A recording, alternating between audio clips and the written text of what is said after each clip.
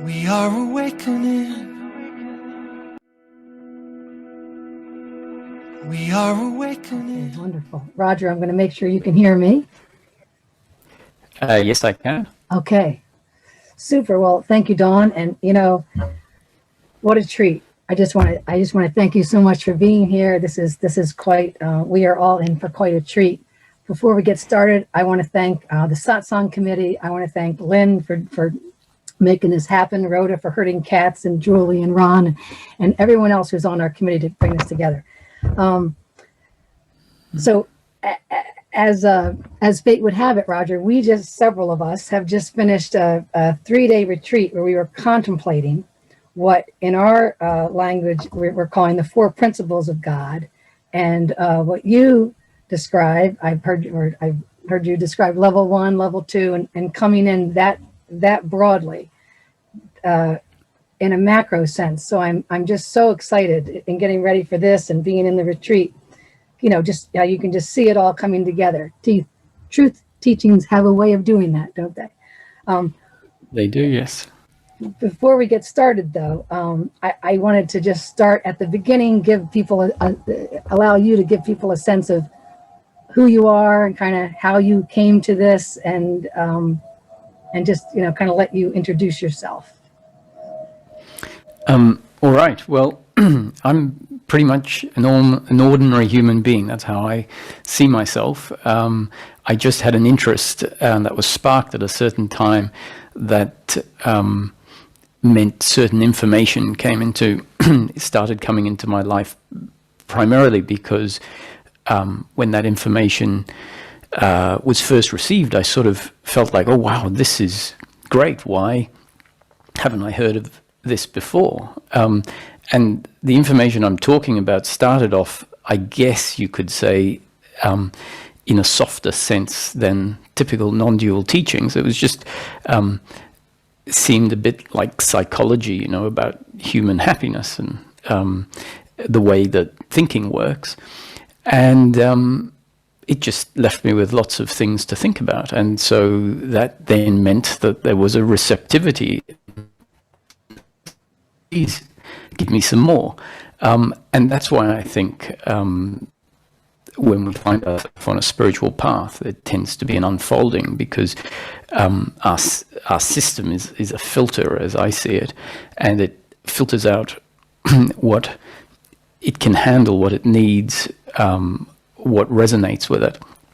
And that information tends to change the system, and then the system remains a filter, and so it filters out new information and allows new information to come in. Because the fact is that in life there is so much information around us all of the time. You can go onto YouTube and it's all there. You go into a library, it's all there. You go into just life experience, and there is so much stimulus and input, and our system filters out a lot of it.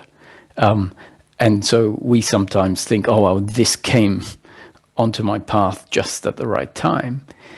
Whereas another way of looking at it is there's so much of everything that it's always there. It's just that we only receive it or able to receive it at a certain time. And so then that creates this sense of synchronicity, which really is the synchronicity of what is and our body together. So I guess that was in the late 90s.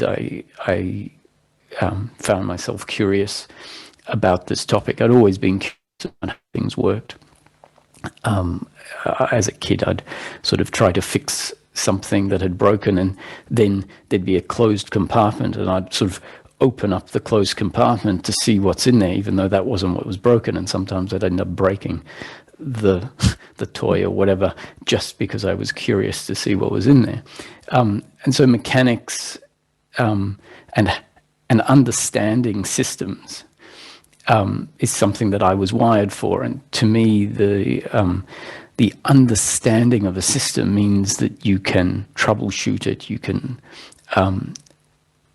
understand things that maybe you don't understand yet in the system, but because there's a broader understanding, it then allows a deductive process.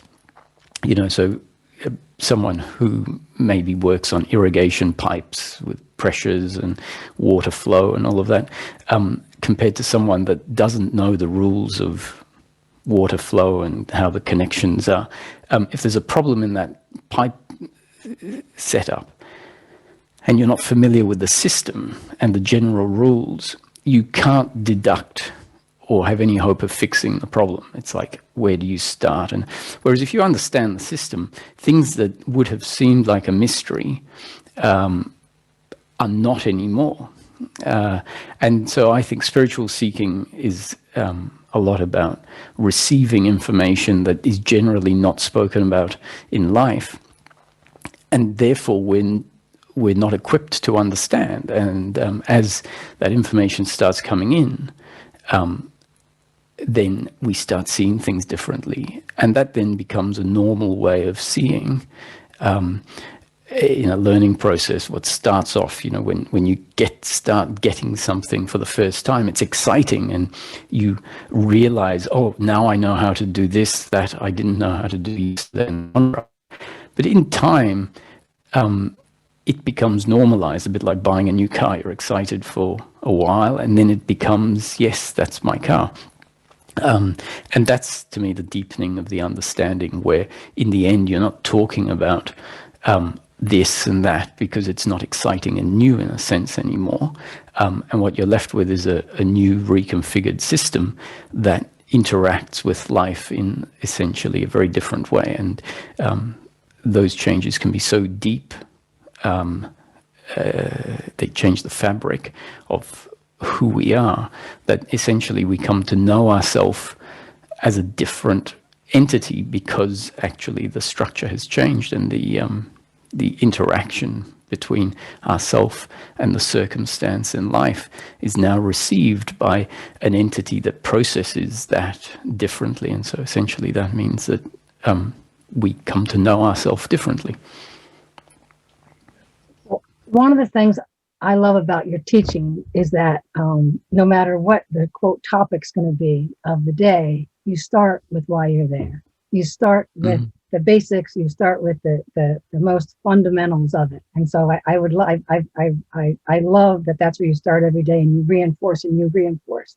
And perhaps you could walk us through the intro to that, whether you get all the way through the framework or just the beginning. I'll let that be your call.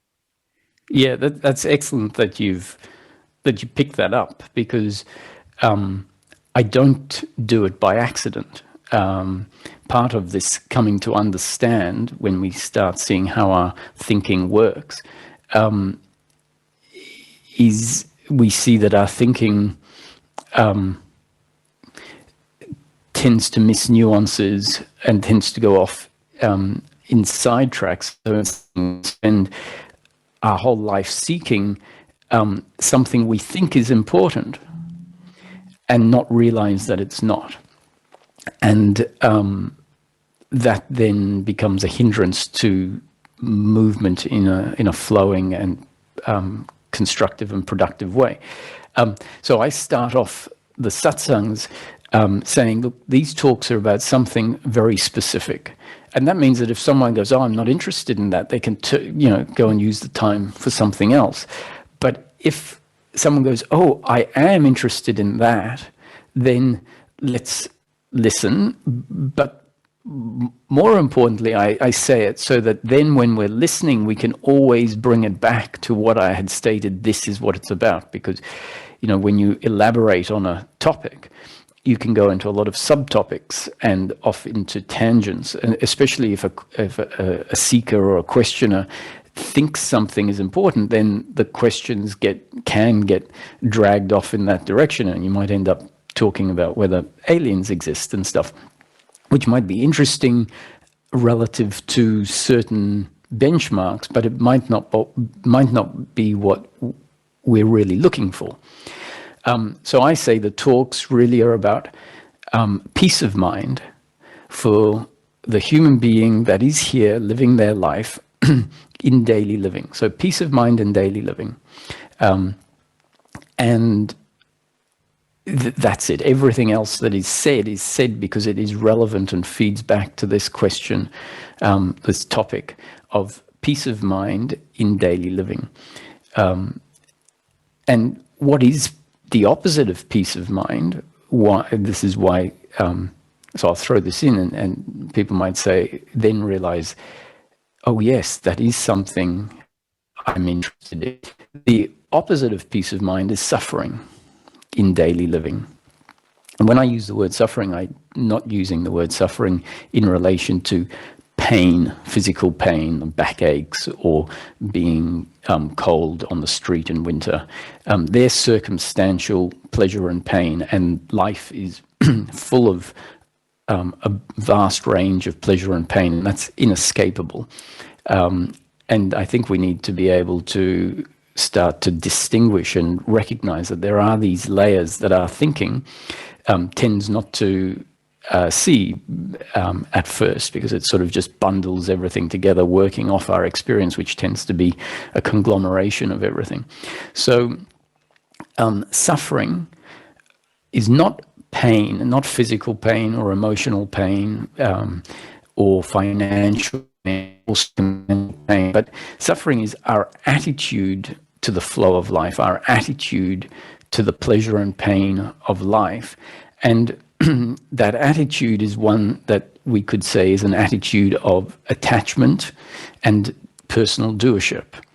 And when that's our general sense of self, or when we have a specific sense of self, that is, I am this entity, and in order for me to be complete, I need outcomes, I need pleasure, I need life to go my way.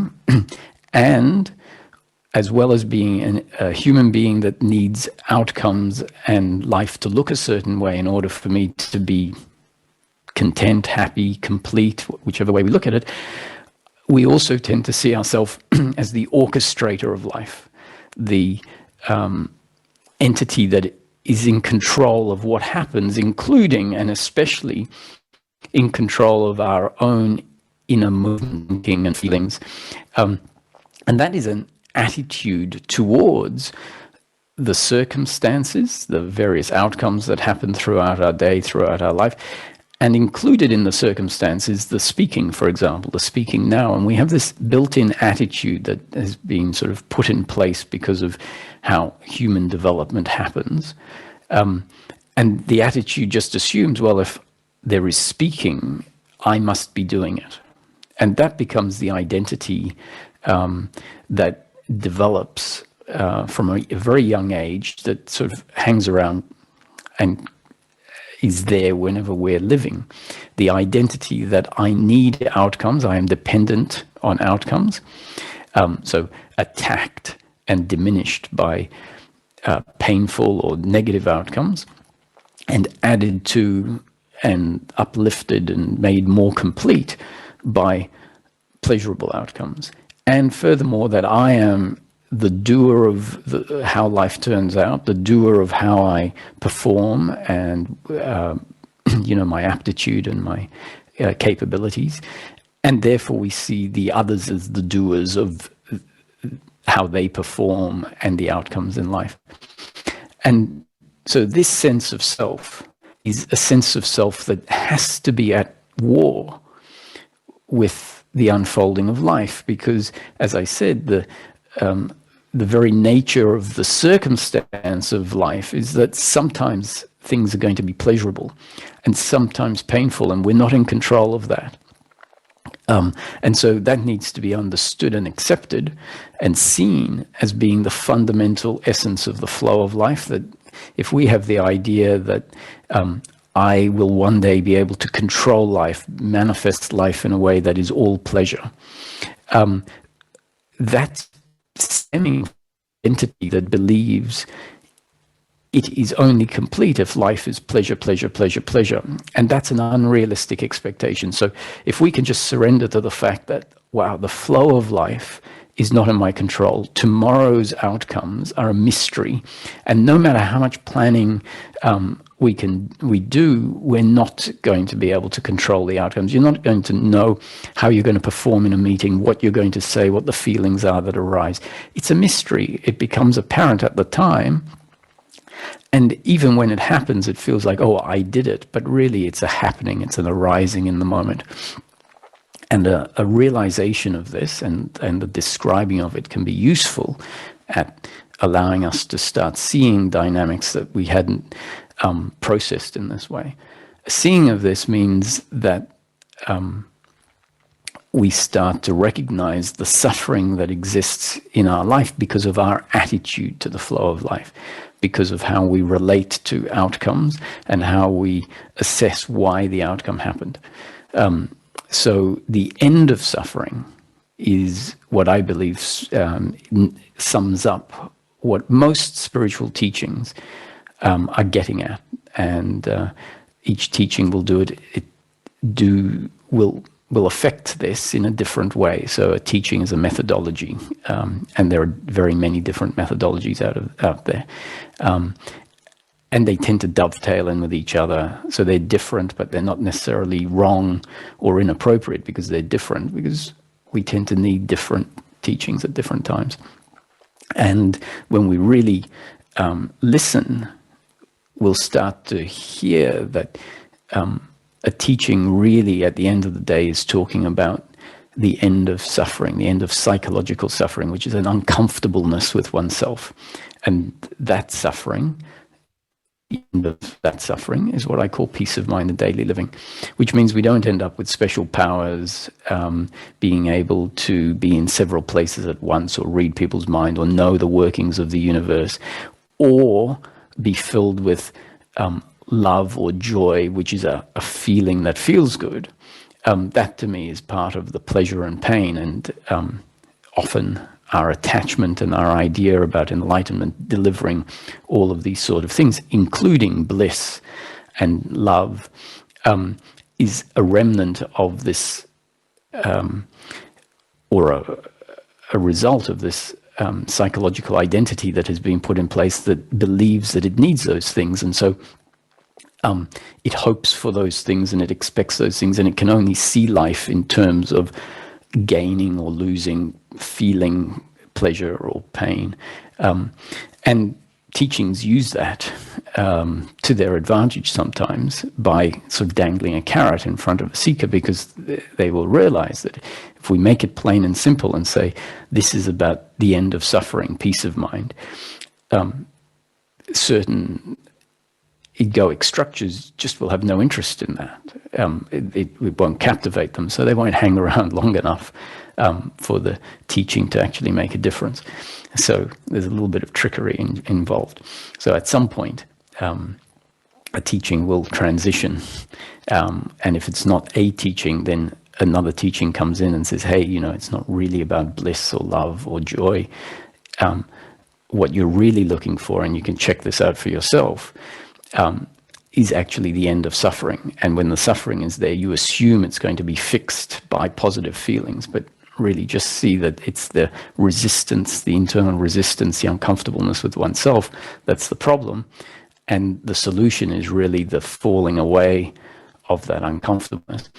And that uncomfortableness is attitudinal and based on the ingrained sense of self. So really it's about the sense of self changing, and then the attitude to life and how the flow of life is received is essentially received completely differently. And what seemed very significant in the past and very much an attack or an addition to who I am becomes something like, who cares? Like, yeah, that happened, but let's move on, because it's not part of who I am. It's not adding or subtracting from what I am now. Whereas when we have this other sense of self, we can't move on because those outcomes seem to be very personal. And in fact, moving on would be a sense of, in effect, a lack of self-respect. So the system cannot let go of the past and cannot let go of looking into the future when the identity feels that the past and the future defines it. It just would be it would be an attack on, it is an attack on the sense of self that is there at that point in time. The great news is that the essence of the human being is something that already is complete and doesn't require life to turn out a particular way, regardless of how life turns out. If we connect to this part inside that is complete, then this need to control, this need to blame and feel shame and pride and have expectations and all the worry and anxiety tends to just fall away with it. It dissolves. So I appreciate you bringing up the framework in that way, and I've heard you in the past use the in between, the us that knows these things are true, knows we just have to not be so attached. It knows we're not the doer, and next thing you know, we're just hooked into a circumstance, and we're just, we focus right down on it. We get tight about it, and I've heard you describe it as the wobble. We have a scene. We have a little moment or maybe several moments strung together, but then there's that wobble where we're back into that kind of believing and kind of giving that attention, and we feel kind of trapped which way is up. And you've spoken about these teachings and the difference between a description and a prescription. And I wondered if you could talk about that distinction, because that for me was very helpful to hear your the way you articulate that. Sure. So the terminology uses the flip-flop wobble. I know exactly what you meant when you said it. Okay. Flip-flop. Yeah, and the flip-flop is a description of what a seeker inevitably finds as part and parcel of the process. And there's a very good reason why this flip-flopping happens. And I think it's nice to know what that reason is, because the truth is, as a seeker, when we go into the flop, if the system has no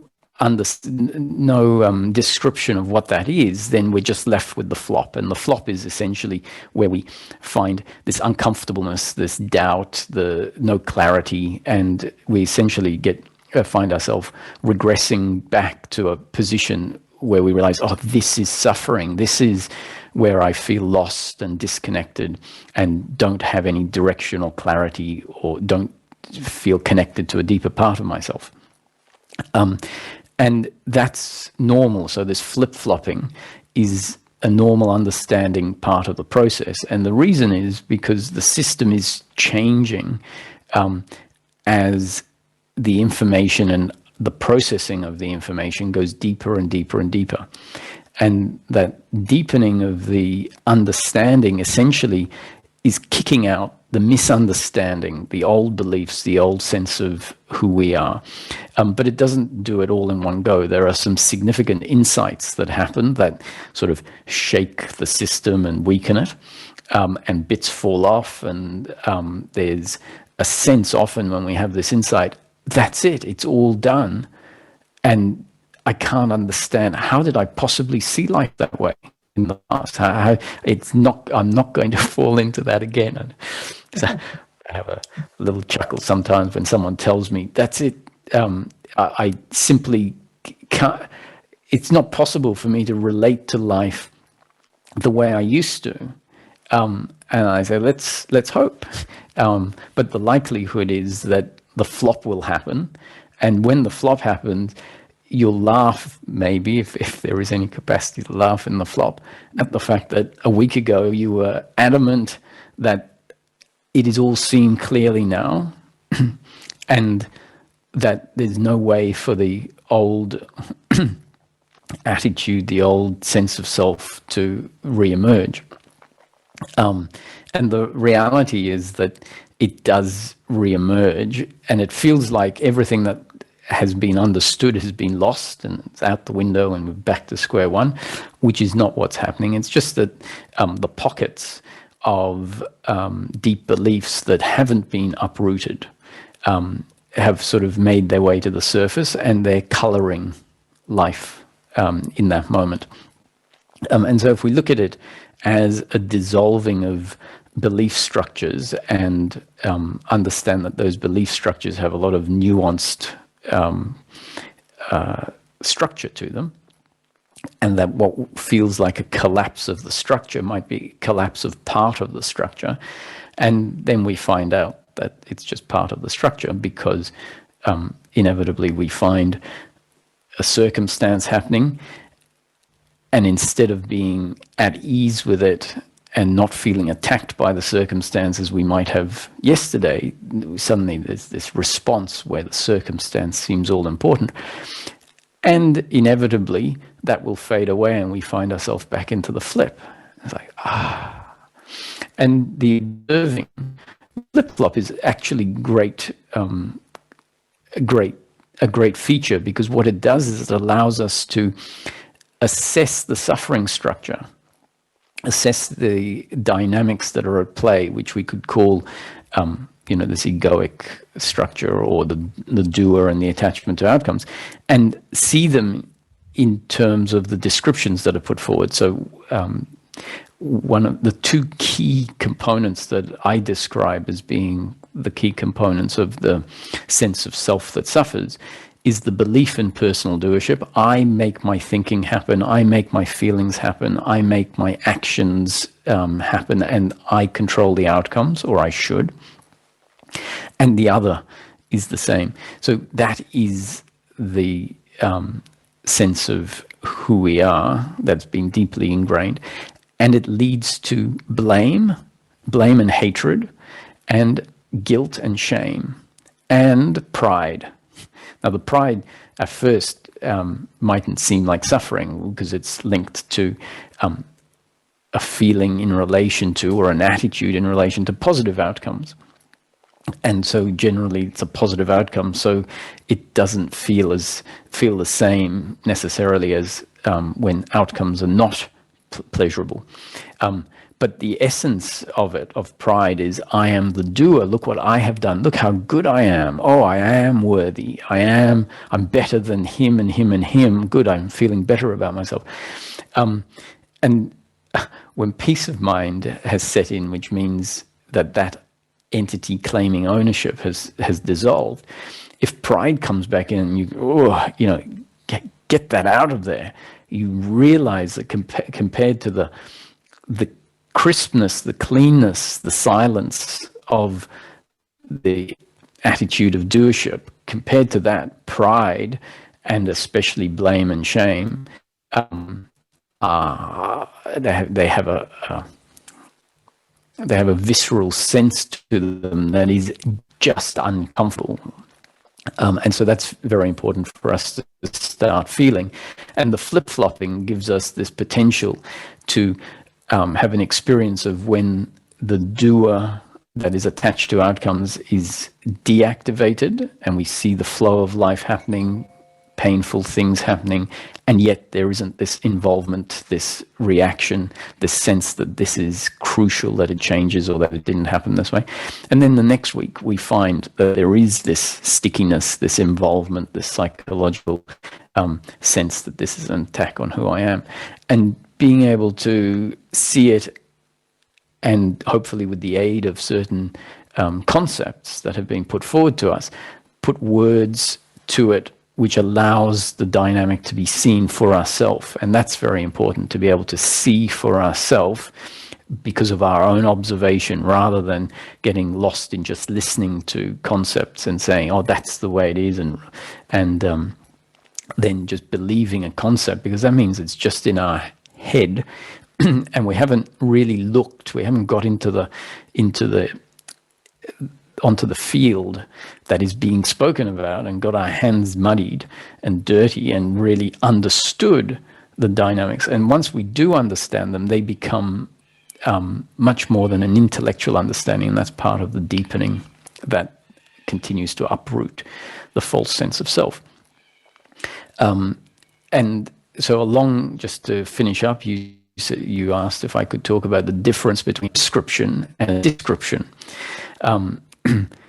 And I make the statement that the teachings are always descriptions of what happens and what might happen, and they're never a prescription of something for the doer to do, because the teaching understands there is no one doing anything, as in there is no one that is in control of how they function.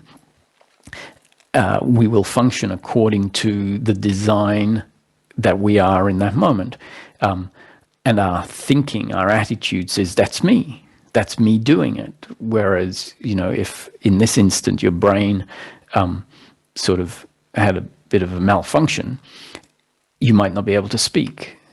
And that's when, little gifts in life happen, when things like that happen. And we realize, wow, my motor skills that I thought was me in control of, when they stop working, you realize there isn't an entity in control. There's a piece of machinery that is functioning. And this is the attitude that allows us to come in contact with something that is not mechanical, not physical, but is the essence of the human being, the consciousness. And an appreciation of that allows us to rest in a place where life is known to be a happening, and that part of the human being, when we're connected to that and we rest there, it's like, it's okay. This is not meant to be my way. It's going to be the way. And that's okay. It isn't an attack on who I am. So we have a great sense of peace when we're not identified with this idea of who we are that is a very sort of limited and fragile concept of self. So the notion that the teachings are descriptions and not prescriptions, so means that when we talk about happiness being because of our attitude to the flow of life, it sounds like, oh, there's change attitude. And that would be how the doer that believes that it has to do life always processes life. So it hears a concept and it says, okay, you're telling me that I have to have not this attitude, but that attitude, because this attitude leads to suffering, and that attitude leads to the end of suffering. So, well, I'm not telling you that you have to change your attitude. I'm saying that your attitude may change as part of the unfolding of life, and part of the understanding, which is not your doing, but is part of the change, is for you to realize, for there to be a realization, for a realization to happen, that in fact, if a certain thought happens, if an insight happens now about attitude to life, about non-doership, it happened because of the fact that you listened to a talk that was talking about non-doership, and you weren't in control of what was going to be said. You weren't in control of how the system receives it, and yet the talk happened, the system received it, and then the thought happened. And so it's not to say that things don't happen. Things do happen. Life is a happening. But what we believe is my doing tends to be much more of a happening. And so seeing that is crucial, and that too is a happening. So even though I use words that talk about causality and could easily be mistaken by the listener as, you're telling me to do this, you're telling me to stop suffering and to start feeling peace of mind. That's not what I'm saying, and that's why this concept is put in there, because if people listen to the talks over and over again, the great theme is non-doership, that are happenings, and the doership and the attachment is also a happening. So it's just describing how we are at this moment and how we might be down the track, and what leads to that. And what leads to it is information like this and the processing of it in the system, and neither of which are something that you do or you have to do, which is great news, because it means that you're on holiday or you're off duty. You don't need to do seeking in the way that we tend to start off doing seeking, which is, okay, I've got this big task ahead of me, and where do I start? It means life is happening. You've already found yourself as a seeker. You didn't do that. And you can relax and go with the flow, which really means realize that in a particular moment you'll see a book and there'll be the urge to pick the book up, and that is the process happening. And it won't stop just because you're not saying, okay, I'm the doer. In fact, it will probably happen much more effectively and efficiently with a lot more ease. So what I appreciate all that, and especially the clarity in explaining it.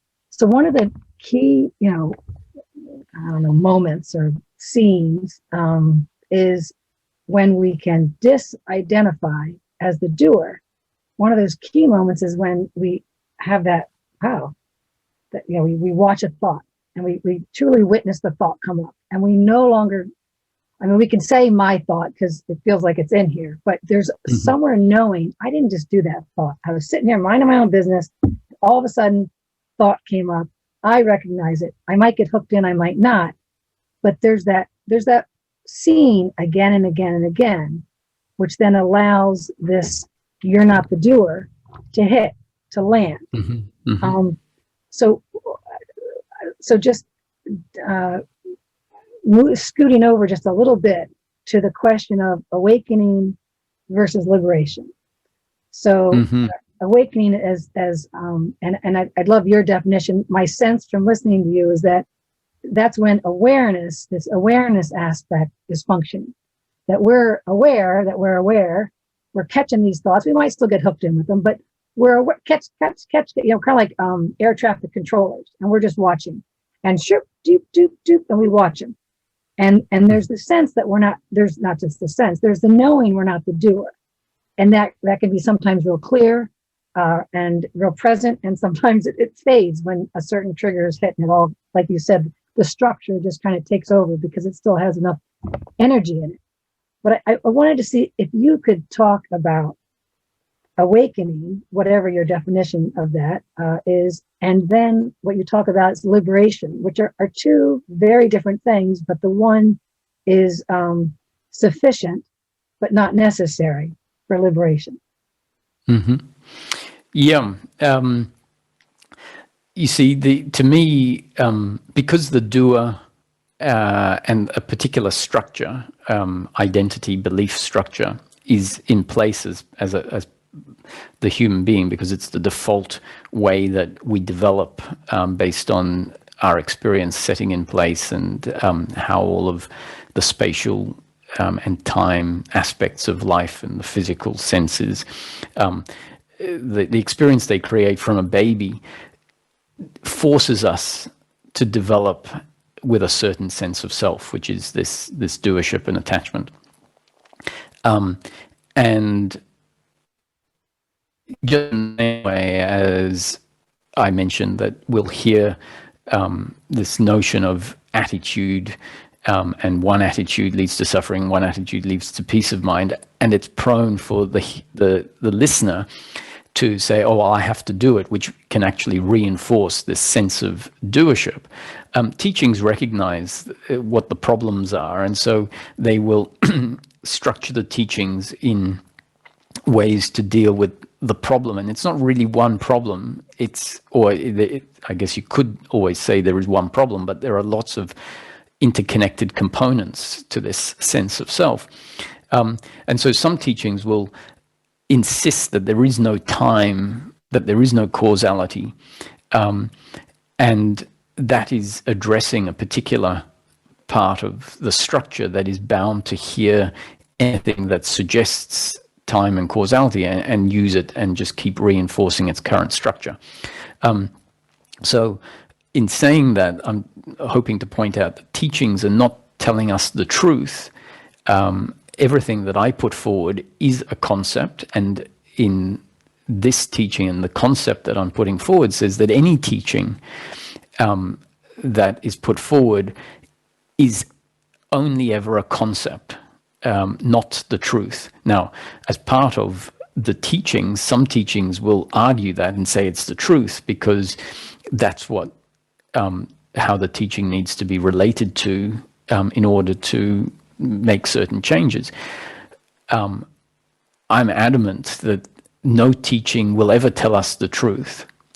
what teachings can do is point and deliver concepts that can be useful at bringing about change.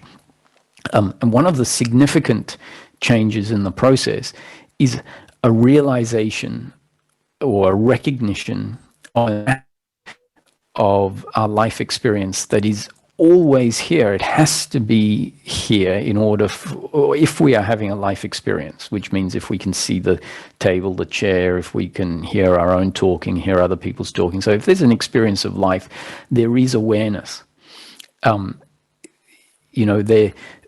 The aeroplane in some other country is outside of your awareness. It essentially doesn't exist relative to your life experience. Everything that is in your life experience, I mean, your life experience right now, not, oh, my life experience is I have kids and they're at school, but your life experience as it arises right now in this moment, anything that is known, even through perception, is within the field of awareness. The field of awareness, the awareness aspect, is ever present when it comes to life experience being here, our experience of life. And it's what, once our understanding becomes integrated and we then just get on living life as a human being but without suffering, I would say we know ourselves as a human being, and that includes all of the aspects that make up the human being, which is the physical, the emotional, and especially the consciousness. And there is a resting in the consciousness aspect that previously wasn't able to happen because that consciousness aspect, although it was there, was not registered. And so therefore where we sort of rested, which is not really resting, where we operate from is from thinking, and thinking is always moving outward to some other place. So it doesn't actually get to rest and feel the essence of the consciousness. And what consciousness aspect and what bumps into it is essentially the consciousness itself. It turns inwards and realizes the consciousness that is present here.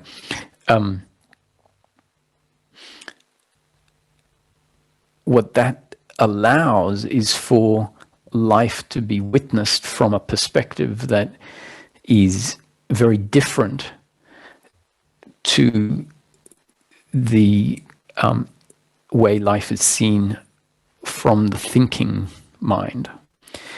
So what it does is it allows the circumstance to be seen as if witnessed from the audience in a theater, let's say, rather than feeling like life is being seen and I'm on the stage. So it creates a bit of distance and a bit of perspective. And that distance and perspective is very important at coming to understand dynamics, because it changes the qualitative nature of how life is known. And the difference between the witnessing versus being structured a certain way where the witnessing is not active, the difference in feeling is like, that is my thought. That's when there is no witnessing, compared to when witnessing is there. It's like, that isn't my thought. That is just happening. Like literally it has come in to awareness and it has moved on or disappeared, dissolved. And it's a qualitative shift that then means that our system will start to relate to objects the way it feels. Whereas when that shift hasn't happened, and I was talking to someone, your thoughts are just a happening, your thoughts arise and subside. I know that their experience, if this shift hasn't happened, their experience is not confirming that to them. And they can't honestly say, oh, I get it, I see it, I feel it. So teachings realize the process understands that this witnessing is very important. So there are a lot of teachings that are dedicated simply to this shift. And because if a teaching is dedicated simply to this shift, which means it's a very focused teaching, and we need that. When someone is engaged in that teaching, this mistake happens in our thinking that says the teaching is telling me the truth, or we lose track of what it is we're really looking for, which is why I state at the beginning we're looking for peace of mind in daily living. When we make it something really practical, when we ask ourselves, what am I looking for on a practical sense, and not going off into a concept, but saying, what am I really looking for? We come up with this answer, I'm actually looking for the end of suffering, that's all. What else am I kidding? Whereas in the awakening teachings, in order to bring about this shift into the witnessing, we need to talk about oneness, we need to talk about you not being a body, we need to talk about the world not existing, everything being an illusion. There's all sorts of concepts that are very useful at bringing about that shift. We need to talk about that being truth, and that the time and space and form is all illusion. And that's not the truth. No teachings are telling us the truth. What it's doing is it's not a lie, it's just taking a particular problem and working on that problem. In order for awareness to become aware of itself, and what has prevented the awareness from being aware of itself is this heavy identification that has happened, and that's essentially a neurological structure, let's say, or divine hypnosis, whichever way you want to look at it. But one way is saying it's a neurological structure that has formed that forces us to take form as absolutely real, and to not realize that my life experience is a subjective experience within awareness and consciousness. And so therefore the relationship is that is a table, that is absolutely a table, and it is absolutely outside of me, and there is absolutely a past that has happened and absolutely a future. And so our thinking has taken form and time and space and turned it into an absolute thing. And so teachings tend to need to diminish and attack that, and they do it with a sledgehammer that says none of that is real. And eventually, because if we resonate with a teaching, we feel like it's telling me the truth, and we get a sense that my current way of seeing life is illusion, and so we trust the teaching. It starts acting as a counter to our existing structures. And at some point there could be this spontaneous recognition of the consciousness that has always been here. And that spontaneous recognition of the consciousness by the consciousness, or awareness by the awareness, we can use the word consciousness and within this particular discussion as I've structured it. In that moment, it's because the structure that was a particular way has been weakened by concepts and by our relating to the concepts that has then led to a process where whenever we think about the past, we say it's not real, it doesn't exist. Or we talk about, we have a thought that includes time, and then we'll catch that out and we say time doesn't exist, there's just now. And that process of continually relating to our thinking according to the concepts that say, for example, form is not real, you are not the body, or any range of concepts that are within various types of teachings, weakens the structure. And at some point, we might have this spontaneous realization of the awareness or consciousness that is a key component of our life experience. In fact, you could say a fundamental component of the life experience. If that awareness or consciousness wasn't there, the whole experience collapses with it. And so at first, the irony is that there's an awakening to the consciousness in a way where the consciousness seems separated, as if it's a background, and all the objects then start appearing as objects that are not the awareness. And they're changing, they come and go. We sight objects, sound objects, all the sense objects, and the thought objects and the emotion objects get witnessed as this moving soup that we can relate to as the objective world, the not absolute, the changing, the unreal. And the consciousness is seen to be the ever-present, unchanging background. When you look at it, that's great. But in fact, there's now a new duality that has been caused in our structure. And that needs to be adjusted and changed. But because it feels that way, the seeker doesn't realize that the experience is being affected by our structure always. And one of the concepts in those teachings is you are now seeing reality, truth as it is, not through a filter, etc. That's another concept. That's not the truth, as far as I say. Nothing is the truth that is put forward. But it's very useful. And as that morphs into something else, the objects and the awareness stop being seen as two, and it then is seen that all of the objects and the awareness are interdependent, and that there is no such thing as awareness that is unchanging, but there is only an aware experience that is always changing. Anyway, I do that to sort of show that there is a progression, an evolution, you could say. See, and a lot of people will say, that's nonsense, there's no such thing as evolution, because maybe they're working on the principle that there's no time and there's no causality. And so when I talk about evolution, it doesn't make sense to their system. And I wouldn't say you have to listen to it my way, because I know that being immersed in a particular framework is very useful at bringing about the changes.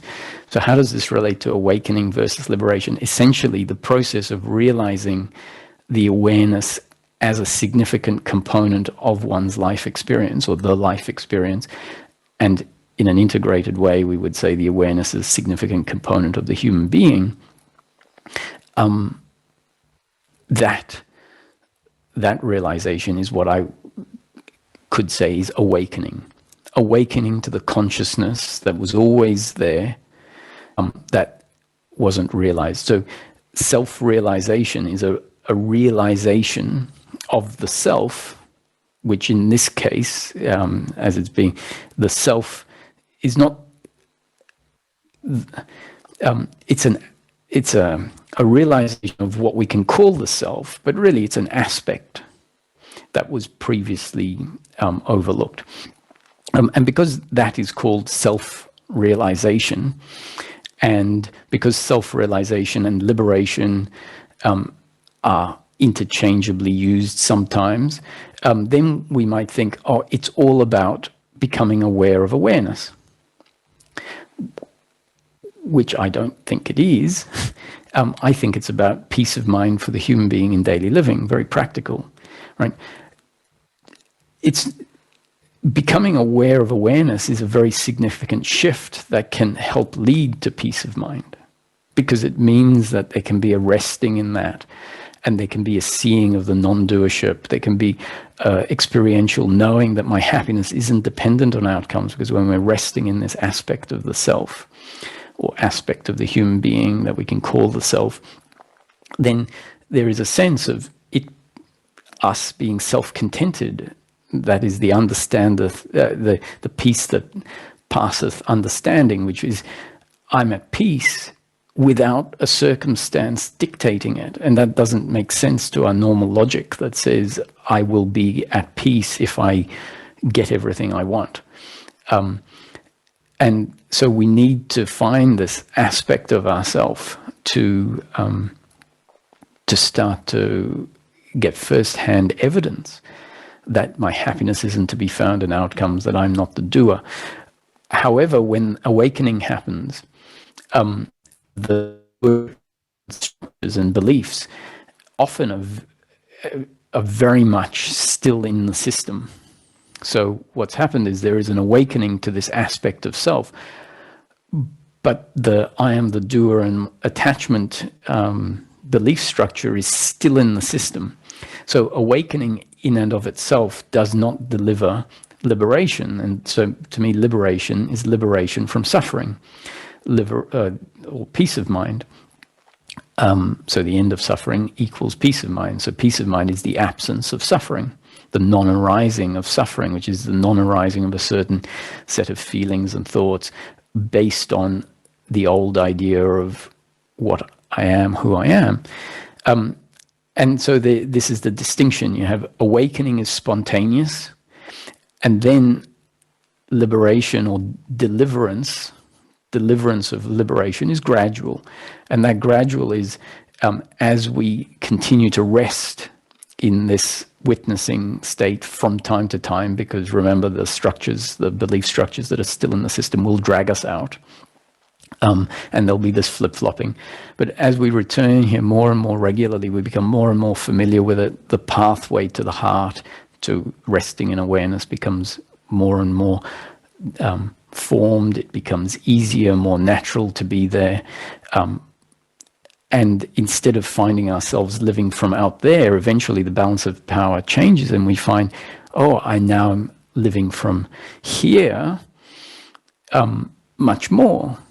And here, in a sense, equates to presence, where the egoic sense of self that is looking at the past and blaming, feeling regret, looking into the future, having expectations and worry, believing that my happiness is to be found in outcomes, has dissolved.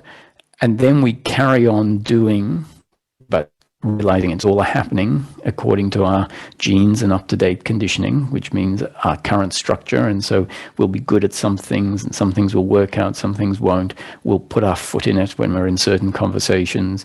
There'll be certain reactions that will happen, and it will all be seen as a happening according to life's will, i.e. not my will. And that is the difference between awakening and the significant process that continues to happen after awakening, which has to do with a lot of a refining of our belief systems and how we interpret life, including weakening the beliefs that have led to awakening, such as I am not the body, time and space are not real. All of those need to be weakened because they're new beliefs, such that we can live as if I'm a human being in a world of time and space, which, for all intents and purposes, is what we are. And for as long as we're not living as that, they say we're lost in a conceptual world. So bring on peace of mind for more and more people, which I think is inevitable and happening.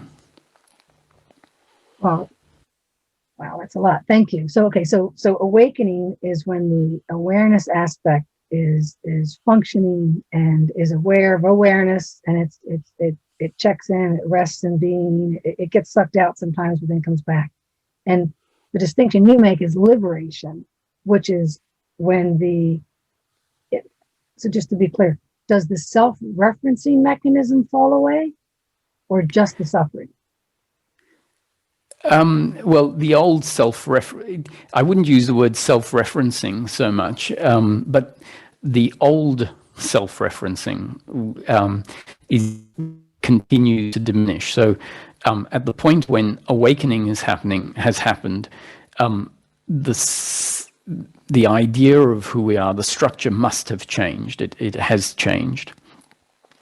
To me, it hasn't changed to a balanced, integrated structure. In fact, I've interacted, the group that I have most trouble interacting with on an energetic level, because the suffering is very much linked to belief. The way that our thinking believes things absolutely, or relates to concepts in an absolute way, and that becomes an ingrained belief. And ironically, a group of people have awakened and are still heavily attached to the concepts that delivered the awakening have a very strong structure still in place that, to me, is a structure that will lead to a lot of suffering. So there are a lot of beliefs in place. So there is an ever-changing structure of who we know ourselves as. And to me, liberation is not the end of structure, the end of a person, the end of a self, and only the being left with the self with a capital S. To me, liberation is a process where the structure gets to a point where it no longer suffers. And there still very much is a structure and a human being that thinks, that has preferences, that likes doing certain things and doesn't like doing other things. But the structure on an attitudinal level no longer knows how to say and look at things that happened and be confused about them and say that shouldn't have happened. Like that the structure will look at it and say, that happened and it's tragic and it created a whole lot of pain and da-da-da. But attitudinally, it's understood that that's life. That's how life happens. And along with that, part of what allows us to understand and be able to relate to life like that is this connecting to the self, where we find I am, and I know that I am in each moment. Whenever I rest here, I find, even if I've lost my job, from one moment to the next, I am. It's like, who cares, really, relative to the fact that we've found the I amness that I am.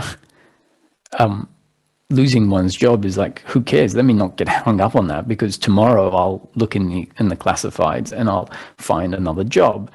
And at some point I'm going to die. So if I don't find another job, that's how I might die, right? On the extreme. And at some point that's going to happen. And the way I see it, once we come to see life a certain way, it's an experience. And each night we go to sleep and there's deep sleep, and the experience comes to a sort of temporary end. There's no awareness and there's no content, and so there's just what you could say nothing relative to the experience of life. And death may well be the same thing. Who knows what's after? It's irrelevant when we're looking at happiness for the human being. This is an example of something we think is relevant, that having an idea of what's after death we think is relevant. We're not looking for happiness after death. We're looking for happiness in daily life.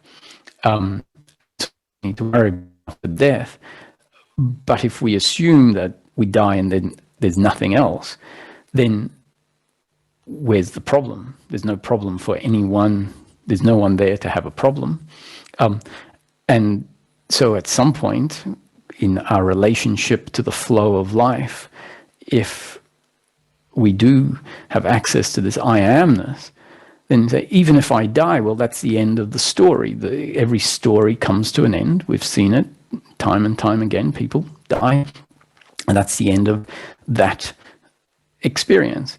And it's the egoic sense that feels discontent and incomplete that says, no, I can't die because I haven't got where I need to go.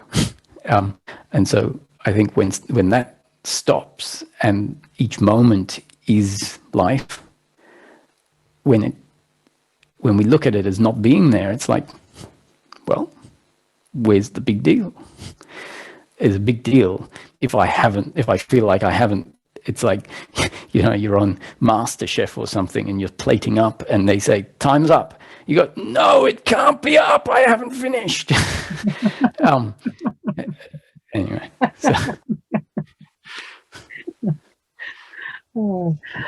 So I see that we've come through an hour, and I just want to invite anyone who has a question for Roger to so indicate. And I trust that I cannot see everyone, so I trust that Dawn will tell me. So please feel free if you have a question. I have several, but I want to just pause for a moment and see if anyone's wanting to ask. Okay, so let me shift us, if I may, back to kind of what I alluded to when we started, which is your macro view of consciousness, of source, of the whole the whole ball of wax. And I just wanted to get your articulation. Oh, Audrey has her hand up. Okay, let me pause just for a second. Thank you, Dawn. And here, a question from Audrey. Oh my gosh, you didn't have to stop to have me ask. So I am I don't think my video's good. Oh, it is. My question is for Roger. And Roger being Roger, I would like to know what question Roger would ask. Good one. If I had one question, as a seeker, I imagine, what question is what am I really looking for? Because if you ask that question, as you say, that is my one question. And so then I give an answer, and let's say it doesn't just fade away. Like, oh, okay, I asked that question, I got that answer, but it was your one question. And I gave the answer. And I say, we're looking for peace of mind, and peace of mind is whether we know it or not. Often we don't know it, right? We think we're looking for oneness, we're looking for the self, we're looking for a new car, looking for a soulmate, all of these things that we've conceptualized as what it is that we're looking for. And that tends to drive us to miss the dynamics that are so important to recognize. So if I say we're really looking for the circumstance, that to me gives us a benchmark that then we need to start asking questions from there. Like, okay, so what is peace of mind? Because peace of mind is a word, and so then we need to know, okay, peace of mind is the end of suffering. That's my definition. Okay, what is suffering? Suffering is the attitude that we have that arises within our life experience that is an attitude of uncomfortableness, resistance, disconnection, dis-ease. And it infects, essentially, relative to peace of mind, it makes life not satisfying. And so from there on, so what is the cause of suffering? Or what is the dynamic of suffering? Suffering is a result of us relating to the flow of life in a way where we see ourselves as the doer, the other as the doer, and attachment to outcome. And when we know ourselves as the doer in control, we hate ourselves for all the things we didn't do right. And we hate the other for all the things. So we can't love ourselves, we can't love the other, we can't be at harmony, we can't let life flow, we can't let the fact that we put our foot in it, in a relationship, in a meeting, be okay. Because it was my fault. And so we hate ourselves. And we feel shame. And so at the root of the psychological identity that has been put in place by life, at the root of it is shame. On a very fundamental level, and I think that it stems, if we get metaphysical, I think there's maybe a sense I was thrown out of heaven, and I'm here. What did I do wrong? I must have done something wrong to have been thrown out. And another is when we're born, we might think we've been thrown out of heaven.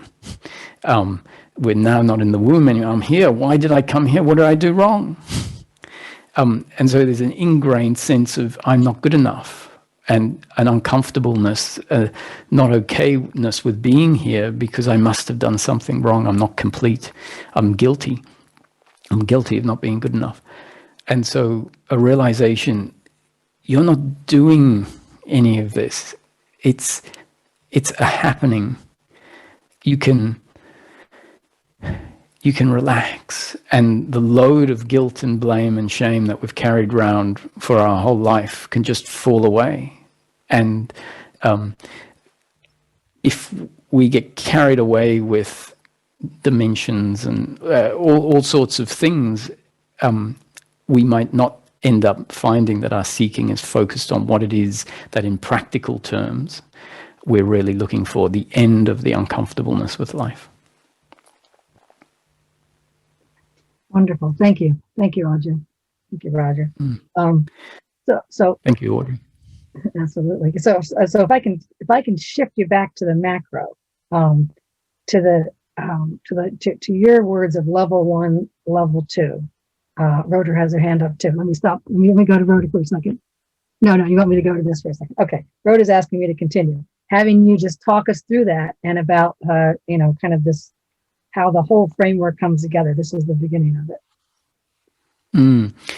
Well, in the teaching framework, I wrap the macro up, and a lot of what I share is what my teacher Ramesh would share, and I went to Ramesh after the awakening had set in fairly deeply. So when I went to Ramesh, I sat in front of him, and he said, he asked me a question like, "What's happening?" And I said, "Well, consciousness is speaking with consciousness. Consciousness is listening to consciousness. Everything is a happening in consciousness." And he sort of, and that was not just a concept. That was my experience from the witnessing perspective. And he sort of leaned forward and said, "Roger, don't be ridiculous. Roger is speaking with Ramesh, and Ramesh is listening. And then Ramesh speaks to Roger, and Roger listens." And I was like, "What's this going on?" It's taken me, there was a process of about 5 years of realization there is no Roger and there is no Ramesh. There is just everything happening as an arising in this moment, and it's all apparent causality, let's say, or whatever. Apparently Roger speaking to Ramesh, and apparently Ramesh listening, and so I had a lot of trouble accepting what he was saying. The only way I could accept it is by saying, okay, so it's all consciousness, and so really consciousness is speaking with consciousness. But I can say, okay, Roger is speaking to Ramesh, but I kept going, but really consciousness is speaking with consciousness, because there's no Roger and there's no Ramesh. And Ramesh basically reasserted what he said, and that's when I realized after a while that an integration needed to happen, that macro picture was not peace of mind and daily living, that I wasn't able to accept I am a human being. I am consciousness. All there is consciousness, which I know from my experience was a very deep understanding. I think that at that point, my peace of mind in daily living was substantial, more than is normal, and yet a lot happened after that point. And so I guess a lot of what I share now is about the micro. So in the teaching framework, the macro is this, that consciousness at rest, source, pure potentiality, which is nothing, but not dead nothing.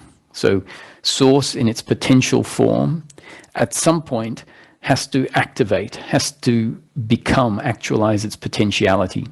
And so source explodes into manifestation. The whole of the manifestation, and in practical terms, that's our life experience, our world, our universe.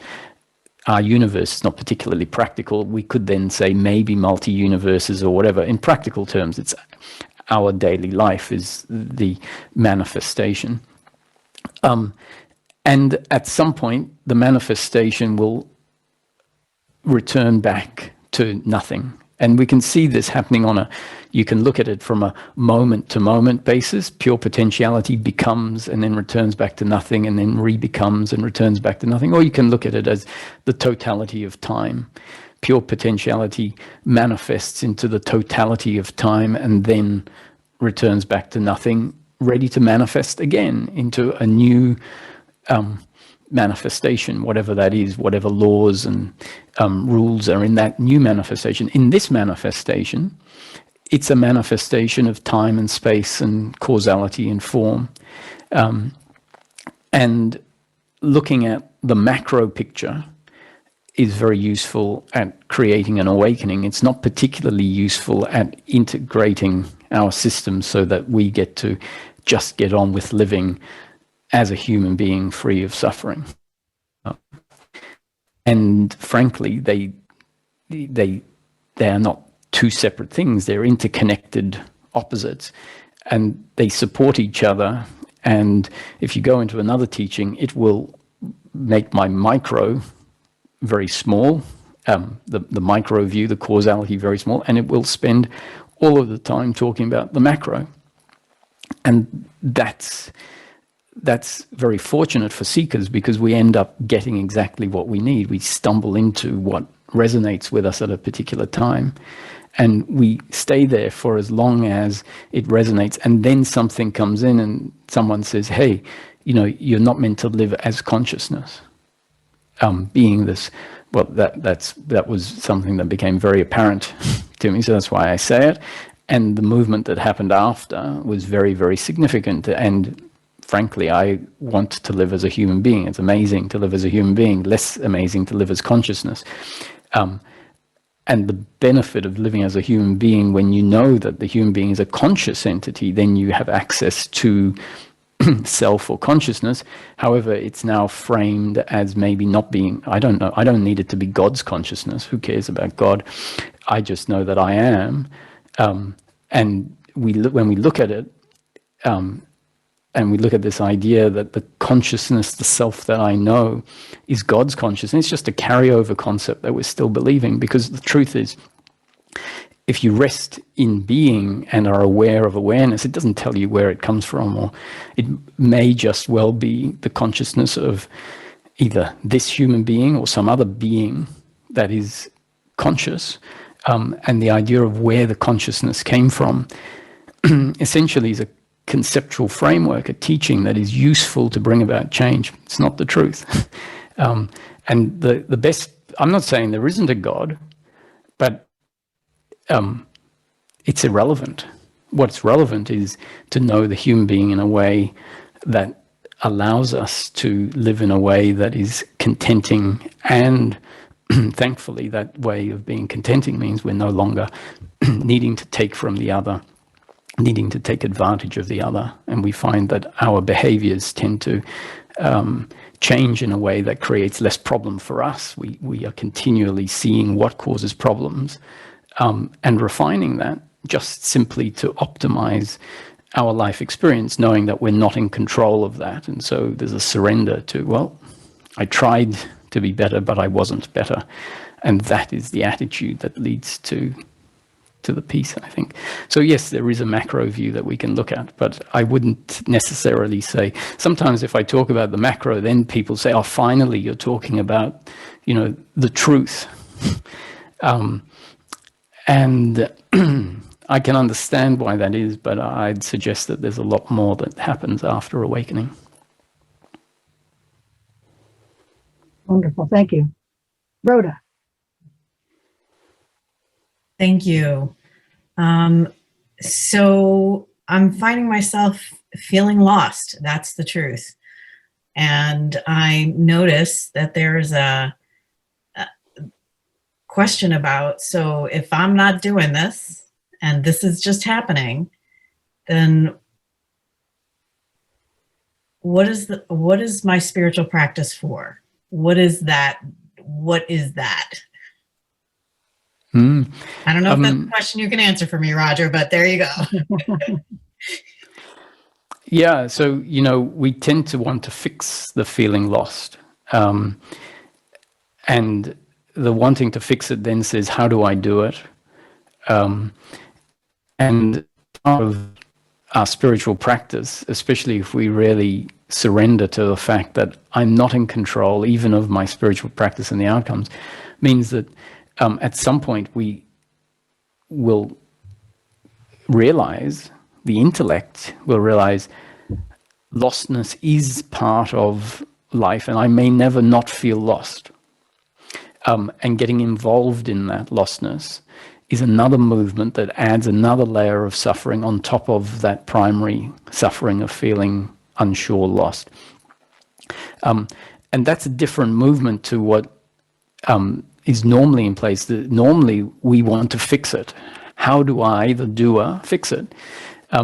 And so I often say that this feeling of confusion and lostness, any feeling, depression, sadness, whatever, is going to arise from time to time. And the attitude towards that at some point needs to be to let it be, to stop engaging with it in the old way of trying to do something about it. Now, that's not the answer all the time in seeking, but it's a significant answer. So sometimes when we see ourselves struggling with the feeling lost and insisting that we don't feel lost and craving that, we hear peace of mind, and we hear about peace of mind, and then we say, oh, I want that, and it becomes the new craving.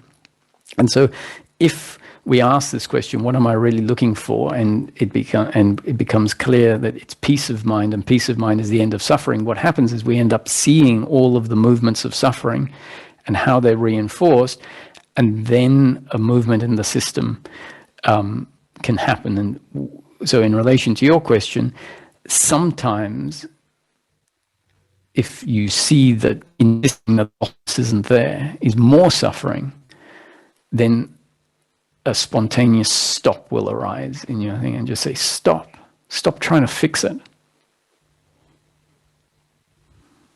And that might actually, it definitely will mean that there won't be an extra layer of suffering. It may even dissolve through the feeling of being lost, where we actually go, stop.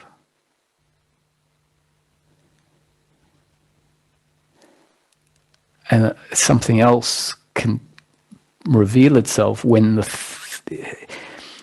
habitual thinking is just cut off.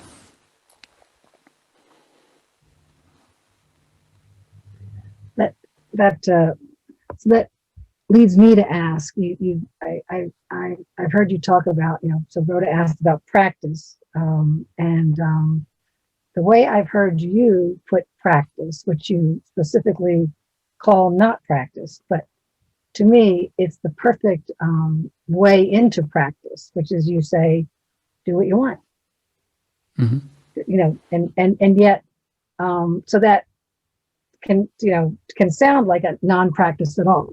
That can sound like when the I don't wanna comes up, just like the I don't like them, or I don't like this, when the resistance to life comes up, it can come up as a I don't wanna. And how do we tease out the my way, which we're letting go more and more, and the system is kind of refining, so to speak, or it's throwing off that energy. How do we know? How do we sort out one from the other? How do we navigate that? Do it, I guess, is the question, right? Well, you froze for 20 seconds there, but Okay. But I got the gist when you were asking about do what you feel like and practice and non-practice and whatever. Often the doer is what starts seeking, and so then it relates to seeking with its doership attitude. And one of those, the attitude of the doer is, I need to make things happen my way. And so we then say, well, I need to meditate a day, and then after that, I've got to go for a walk, and then after that, I've got to do this. And we are the doer is forcing life, although it doesn't really, it isn't really forced life, it's still life happening. But when life is happening and the doer is present, as part of life, it means that life is going to include, the happening of life is going to include this resistance, this identity. And so at some point, we have to say, this idea of practice, the doer doing practice, is not what makes practice happen. Often I say, just do what you feel like, and someone says, in that case, I'll never meditate. I said, well, you'd be surprised. We think that the doer makes meditation happen.